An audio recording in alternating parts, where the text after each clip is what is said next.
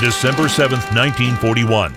The Japanese unleash a devastating attack against Pearl Harbor, dealing a painful blow to the Pacific Fleet. More than 2,000 American servicemen perish while attempting to repel the onslaught.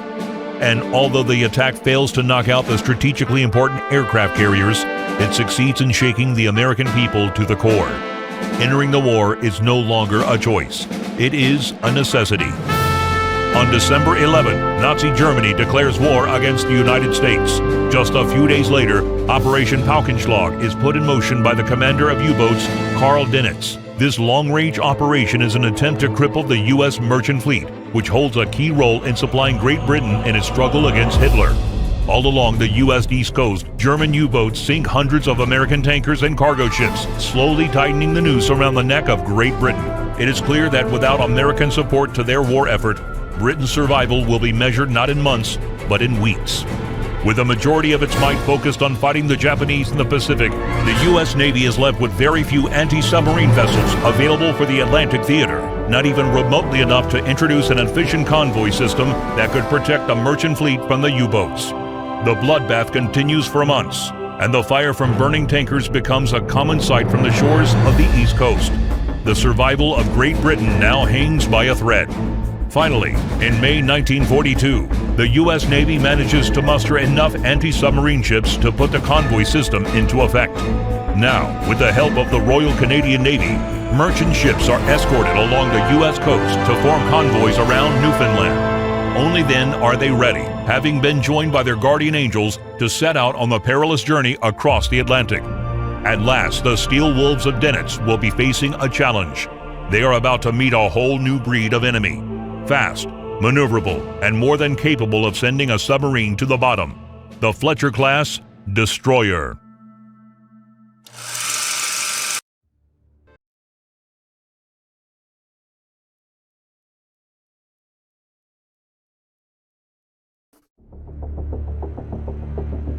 The Battle of the Atlantic took place in the 1940s. During that time, most U-boats were still diesel-electric and so could not stay submerged for prolonged periods of time. Therefore, you're very likely to detect them on the surface using radar before they close in for the attack.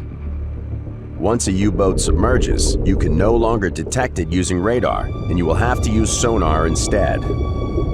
Unlike radar, the sonar of the 1940s had to be pointed in the appropriate direction in order to detect the enemy. Bear that in mind when you lose radar contact with the enemy, and, most importantly, remember this. Radar works only for surfaced contacts, while sonar works only for submerged contacts. Last but not least, the 1940 sonar also has a dead zone right under your destroyer, which is crucial to remember.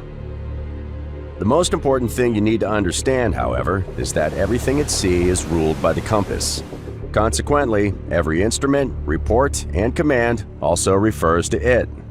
It works just like the clock, with 000 or 360 at the top, 090 on the right, 180 at the bottom, and 270 on the left. These three-digit codes are called bearings, and they refer to the cardinal points.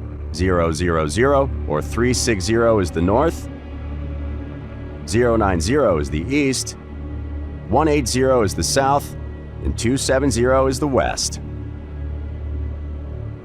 So, if there is a contact at bearing 090, it means that it is located east of our position. This system allows the crew to quickly exchange information regarding where the enemy has been detected, what course to take, and so on. Once you understand it, it quickly becomes second nature.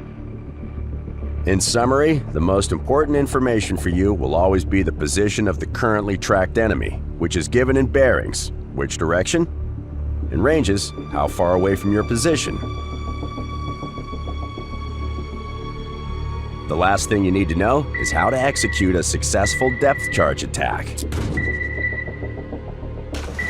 The problem consists in hitting a moving object in 3D space with a weapon that has a considerable delay between being fired and hitting the target.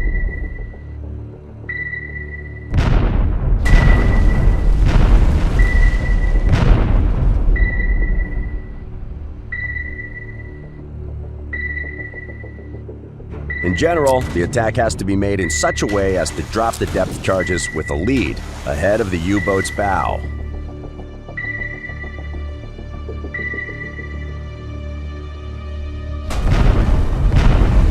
What is more, the depth charge fuse must be set for shallow, medium, or deep. Bear in mind that the deeper you set the fuse, the longer it takes the depth charges to reach the set depth. The optimal time to drop depth charges is calculated by an analog computer called the Tactical Range Recorder. It measures the speed of closing the distance between your destroyer and the target, and will help you to decide when to give the order to fire. Because of that, pay close attention to what the tutorial says about using the TRR, as it will make the difference between success and failure. In reality, the chances of hitting a U-boat with depth charges were rather slim, but due to the devastating effects that even close misses had on the submarine's morale, harassing and suppressing the U-boat was often enough to make its crew abandon further attack attempts, at least for some time.